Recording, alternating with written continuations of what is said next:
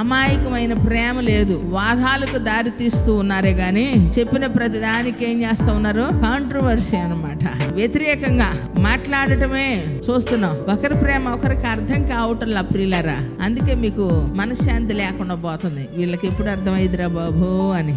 కానీ ప్రేమనట ఒకరి అడ్ల ఒకరట తీర్చలేనంతగా, తిరిగి ఇవ్వలేనంతగా ఒకరినొకరు ప్రేమించుకోవాలట. బంధాలు ఉన్న వాళ్ళే ప్రేమలు అనే దానికి అర్థం లేకుండా చేసుకుంటే మరి ఆ ప్రేమ ఎక్కడ కనపడింది చెప్పండి?